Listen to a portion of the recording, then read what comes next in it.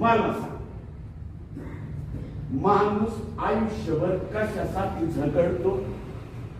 मुक्ता म्हणाली सुखासाठी. मग मी तिला म्हटलं आपल्या नशिबात काय? ती म्हटली दुःख.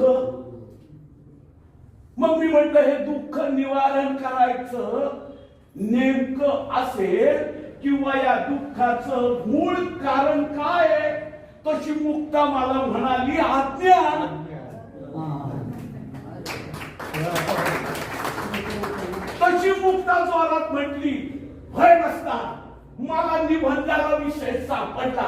माझा निबंध असेल महारा मांगांचं दुःख. तसा मी तिला म्हटलं अगं महाराजचं काय आणि मांगांचं काय, सगळ्यांचं दुःख एकच आहे, ते म्हणजे